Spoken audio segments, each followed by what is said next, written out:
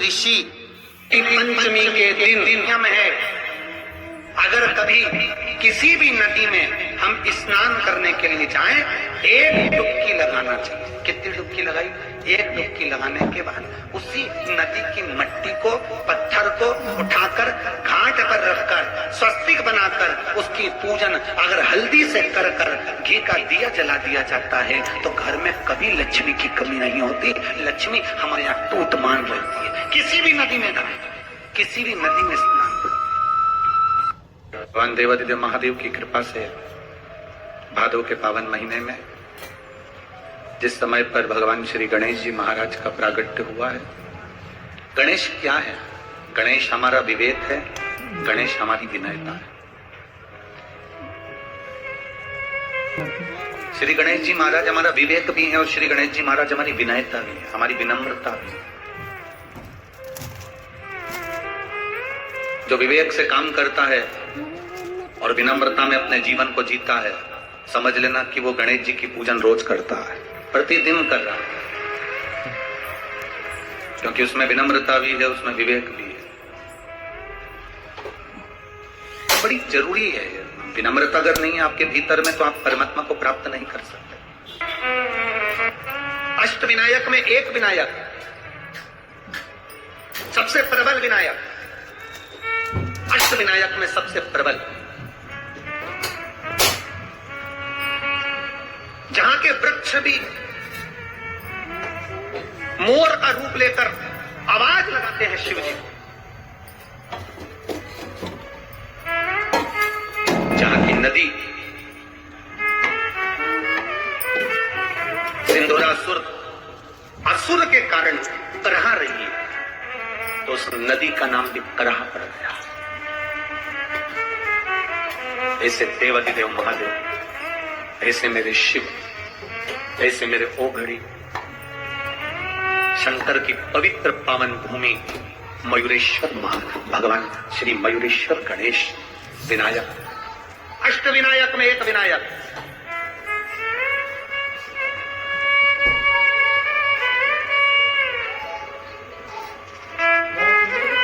हजारों बेलपत्री के वृक्ष थे,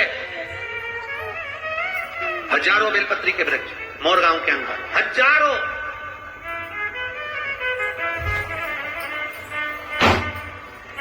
और शिव जी की अति प्रिय भूमि थी मोरगांव, अति प्रिय भूमि।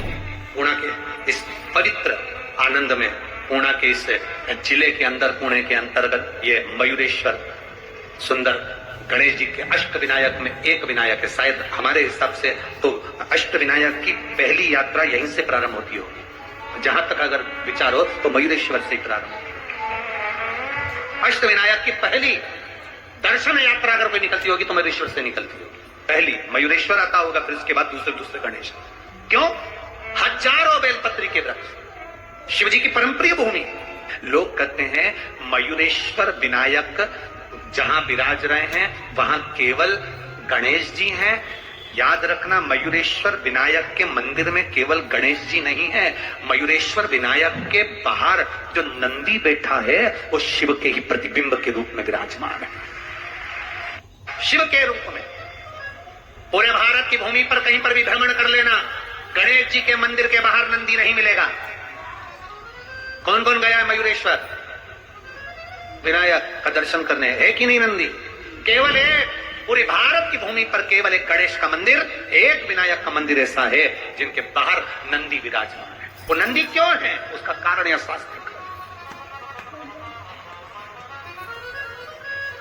ये पुणे की भूमि, ये पुणे की जो धरा है, ये पुणे की जो भूमि है, ये कोई साधारण भूमि नहीं है। यहाँ बहुत देवताओं ने आकर तप साधना करी। मेरे महादेव की पवित्र भूमि है।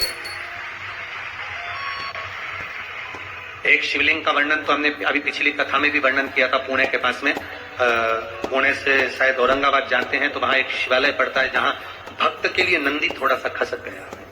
तो शिवलिंग का भी हमने वर्णन किया है। यहाँ नजदीक इतने शिवालय, पुणे के इस पावन धारा के आसपास में जितने शिवालय का दर्शन करोगे, जितने अष्टविनायक का दर्शन करोगे, पुणे के आसपास के क्षेत्र में कहीं भ्रमण के लिए जाना, लोग कहते हैं हिल स्टेशन चलो, घूमने चलो, यहाँ चलो, वहां चलो। हम उनसे कहते हैं एक बार पुणे में आइए और किसी भी शिवालय में बैठ जाइए, आपको वही हिल स्टेशन का आनंद आएगा। जिस शिवालय में बैठोगे शंकर की भक्ति में, उस आनंद को आप पाओगे।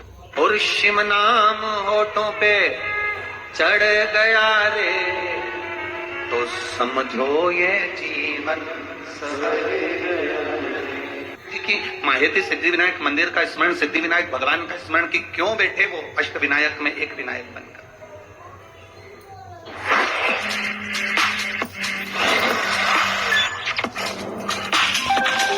विनायक में एक विनायक बनकर क्यों बैठे?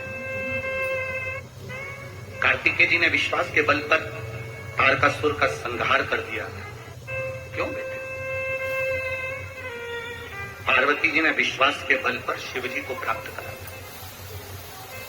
सती माता ने विश्वास के बल पर शिव तत्व को प्राप्त कर दिया। शिव तत्व पूरे विश्व में कोई ऐसा नहीं जो शंकर की पूजन करता हो और भृंगी की पूजन ना करता, पूरे विश्व में। पर शिव पुराण कह रही है कि भृंगी की पूजन पूरा विश्व करता है। उस भृंगी ऋषि जो भगवान शंकर का आराध्य है, भगवान शिव का स्मरण करते हैं, भगवान शंकर का अनुमोदन करते हैं, भगवान शंकर के स्मरण में जो दिन रात डूबे रहते हैं, उस भृंगी की आराधना संपूर्ण विश्व करता है। जब शंकर की आराधना करता है तब वो कैसे करता है? क्योंकि भृंगी केवल शिव की आराधना में लगे रहते थे, शंकर का ही अनुमोदन करते थे। श्री शिवाय नमस्तुभ्यम, कुछ दूसरा आता ही नहीं था, केवल शंकर, शंकर के सिवा कुछ भी, केवल शिव। पांचवी नियम है, जिसके घर में ज्यादा चूहे होते हैं ना, 5 लड्डू चतुर्थी के दिन सोबरी ऋषि के नाम लेकर घर में रख दो, जिंदगी में कभी चूहा नुकसान नहीं करेगा। नियम बना लो, जिनके उदर से जुड़ी परेशानियां, जिनको पेट से जुड़ी जितनी प्रॉब्लम हो, भोजन ना पचता हो, एसिडिटी होती हो, या भोजन में जो भी तकलीफ हो, बस एक नियम बनाओ। एक नियम आपके भीतर होना चाहिए, प्रतिदिन का एक नियम,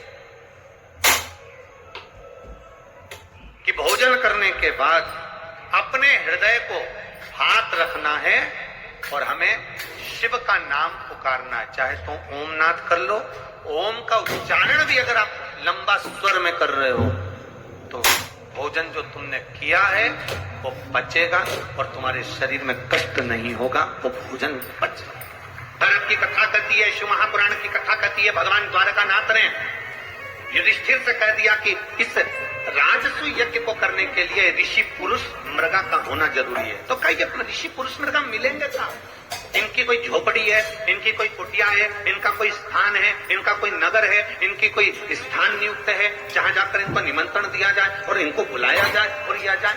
तो कह दिया भगवान द्वारकानाथ ने, हम भी नहीं जानते कि शंकर के भक्त ऋषि पुरुष मृगा कहाँ रहते हैं, बस इतना मालूम है कि वो शिव के भक्त हैं। एक बार अगर ऋषि पुरुष मृगा का दर्शन ही हो जाए तो जीवन सिद्ध हो जाए, जीवन सिद्ध। भारत की भूमि के ये वो ऋषि थे जिनका मुख पुरुष की तरह था, जिनकी आधा धड़ छाती तक का शरीर, वक्षस्थल तक का शरीर पुरुष का था और वक्षस्थल से नीचे का बाकी का शरीर मृग का था। हिरण का शरीर था आधा शरीर तो पुरुष का था और आधा शरीर हिरण का था। ऐसे ऋषि पुरुष मृगा थे, पुरुष मृगा। भगवान द्वारकानाथ ने कहा, हम नहीं जानते कि ये पुरुष मृगा कहां मिलेंगे, परंतु एक बात है, इनको लेने के लिए भीम को भेज दिया। भीम क्या? भीम ने अपनी गदा उठाकर हां भरी, मैं ऋषि पुरुष मृगा को लेने के लिए जाऊंगा, मैं ऋषि पुरुष मृगा को लेने के लिए जाऊंगा। और आतुरता में भीम आगे बढ़ने लगे। इतने में द्वारकाधीश ने कहा, रुक जा ए भीम, रुक जरा, जिस पुरुष मृगा को तू लेने के लिए जा रहा है, ये पुरुष मृगा कोई साधारण ऋषि नहीं है।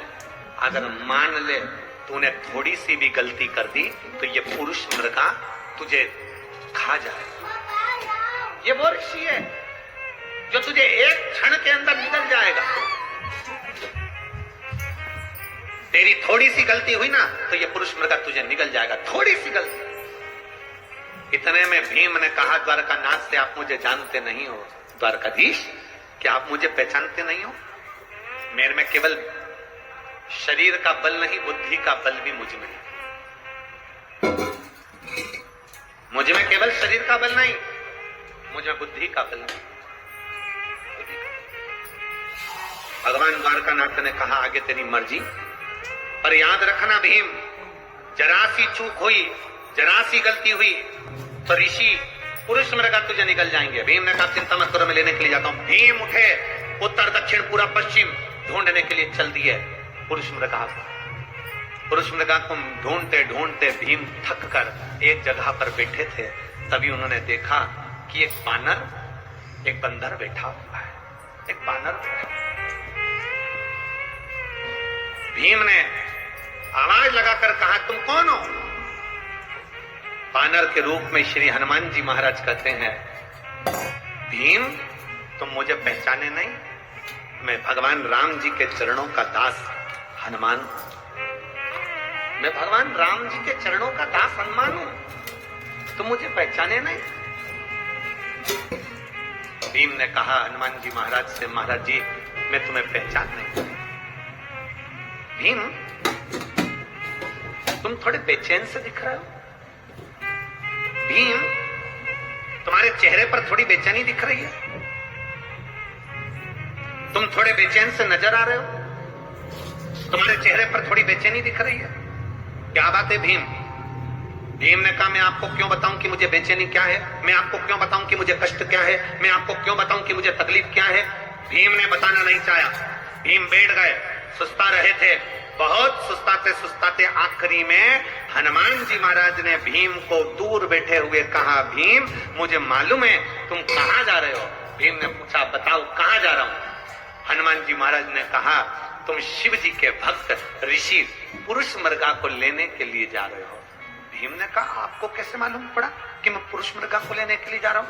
हनुमान जी बोले, जो पुरुष मृगा शिव का भक्त है, उसी तरह मैं भी शंकर भगवान का एक अंश हूं, इसलिए मैं हनुमान हूं। मैं हनुमान,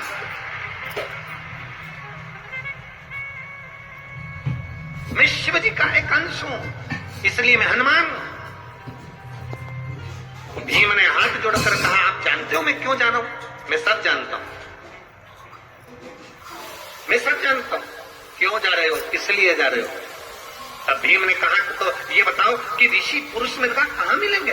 भगवान श्री हनुमान जी महाराज ने कहा, तुम ढूंढते रहो, ढूंढते रहो, एक न एक दिन तुम्हें पुरुष मृगा मिल जरूर जाएंगे। पर एक बात सुन ले भीम, तुझे पुरुष मृगा मिल जाएंगे ना, तो वो तुझ में आपस में बात कर कर जब तूने ले जाना चाहेगा तो कोई ना कोई शर्त ऋषि पुरुष मृगा तेरे सामने रख देंगे।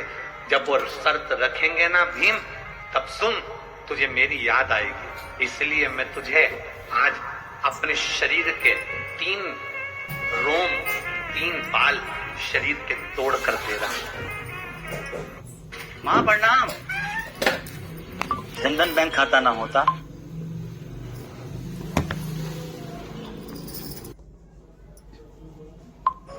हनुमान जी महाराज बोले, मैं अपने शरीर के 3 बाल तुझे दे रहा हूं, इन 3 बालों को, 3 रोमों को तू अपने पास रखना।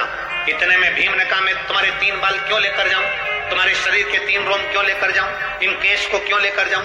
तब हनुमान जी ने कहा, सुन रे भीम, जब पुरुष मृगा मिलेंगे तो उससे शर्त रखेंगे, तेरे साथ हस्तिनापुर जाने की जब शर्त रखी जाएगी, उस जगह पर तुझे मेरी याद आएगी। ऋषि पुरुष मृगा जब तुझसे शर्त रखेंगे, ऋषि पुरुष मृगा को रोकने के लिए मेरे शरीर का 1 बाल जब तू जमीन पर पटकेगा, उससे 1000 शिवलिंग उत्पन्न हो जाएंगे। दूसरा रोम पटकेगा, उससे 1,00,000 शिवलिंग उत्पन्न हो जाएंगे। तीसरा रोम जब तू पटकेगा, उससे 1 करोड़ शिवलिंग उत्पन्न हो जाएंगे। मेरे हनुमान जी महाराज ने कहा, भीम जब तू पुरुष मृगा से संकल्प लेगा, कुछ शर्त रखेगा, मेरे शरीर के ये शिवलिंग प्रकट करेंगे। और सुन भीम, पुरुष मृगा की एक आदत है, जितने शंकर के शिवलिंग मिलते हैं उतने शिवलिंग की वो स्नान करके पूजन करता है, तब आगे बढ़ता है। अब तू सोच, एक रोम से कितने शिवलिंग है? जम के बोलो जरा। 1000। दूसरे रोम से 1,00,000, तीसरे रोम से 1 करोड़। अब पुरुष मृगा एक एक शिवलिंग की पूजन करेगा, तब जाकर कहीं आगे बढ़ेगा। उस जगह पर मेरे ये 3 रोम तेरे काम आएंगे। हनुमान जी ने अपने 3 रोम तोड़कर, 3 बाल तोड़कर भीम को दे दिए। भीम ने वो बाल संभाल कर रखे। पुरुष मृगा को ढूंढते ढूंढते आगे बढ़े तो ऋषि पुरुष मृगा मिल गए।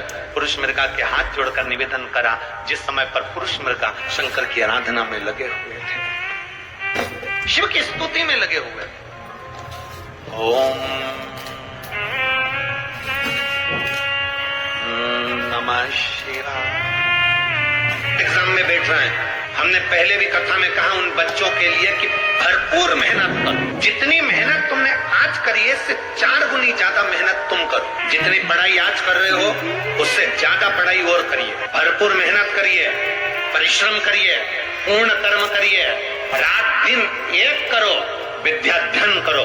आप किसी एग्जाम में बैठने के लिए जा रहे हो तो 1 लोटा जल, उसमें थोड़ा सा लाल चंदन, कलश जो होता है ना, जल का पात्र जो होता है, उसका जो मुख होता है ऊपर, उसके मुख पर लाल चंदन लगा लीजिए।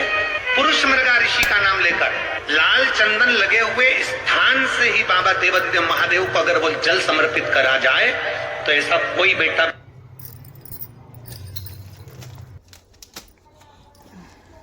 ऋषि पंचमी के दिन नियम है, अगर कभी किसी भी नदी में हम स्नान करने के लिए जाएं, 1 डुबकी लगाना चाहिए। कितनी डुबकी लगाएं? 1 डुबकी लगाने के बाद उसी नदी की मिट्टी को, पत्थर को उठाकर घाट पर रखकर स्वस्तिक बनाकर उसकी पूजन अगर हल्दी से कर घी का दिया जला दिया जाता है तो घर में कभी लक्ष्मी की कमी नहीं होती। लक्ष्मी हमारे यहाँ टूट मान रहती है। किसी भी नदी में नहाए, किसी भी नदी में स्नान।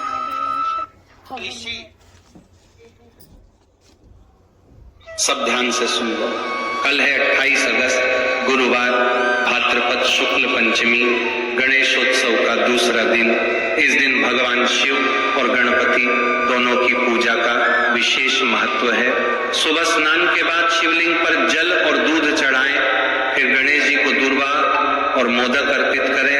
अब ओम नमः शिवाय और ओम गम गणपतये नमः मंत्र का 11 बार जप करें। मान्यता है कि इससे परिवार में सुख समृद्धि आती है और जीवन की सभी बाधाएं दूर होती हैं।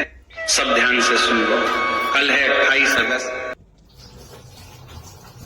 रजो धर्म के अंतर्गत नारी को जो परेशानियां होती हैं, कोई के 8 दिन पहले, 4 दिन पहले, 3 दिन पहले कहीं ना कहीं रजो धर्म के अंतर्गत जो बीमारियां होती हैं, उसके लिए महाराज 7 चने की दाल के दाने तुलसी महारानी के सामने कटोरी में रखकर तुलसी के 3 पत्ते उसमें डालकर अपनी मनोकामना कर तुलसी में 3 बार जल छोड़कर वो तुलसी और वो चने की दाल ले जाएं और उसको धीरे धीरे कर एक एक कर सुबह शाम दोपहर में उसको खा लीजिए। रजो धर्म से जुड़ी हुई परेशानी समाप्त।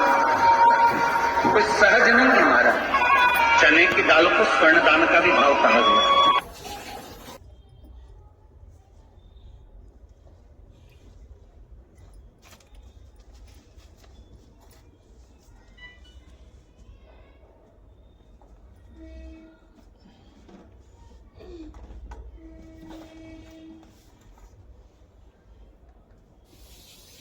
यहां तक कहेंगे, प्रयास करो। अगर आपके घर में छोटा सा शिवलिंग विराजमान है, आपके घर में अगर छोटा सा शंकर जी का शिवलिंग है, छोटा सा शंकर भगवान का शिवलिंग है, या आपके घर में कुबरेश्वर धाम का कंकर है, और आपके घर में यदि शंकर भगवान का शिवलिंग है, या सीहोर का रुद्राक्ष हो, या शंकर भगवान का शिवलिंग हो, या कंकर शंकर हो, तो निवेदन है जहां पर भी शिवलिंग आपके घर में विराजमान है, अगर छोटी सी कटोरी में एक बेलपत्र को आप नीचे रखिए, छोटी सी कटोरी उस बेलपत्र के ऊपर रखकर उसमें थोड़ा सा मधु, शहद, शंकर भगवान की साक्षी में शिव जी के सामने अगर शुक्रवार की शुक्रवार रखना प्रारंभ कर दो, धीरे धीरे संपदा की वृद्धि अपने आप होना प्रारंभ होगा। अपने दरवाजे की चौखट पर कहीं पर भी या द्वार पर कहीं पर भी एक और रख देने पर घर के अंदर, बगीचे के अंदर सर्प प्रवेश नहीं करता। अपने दरवाजे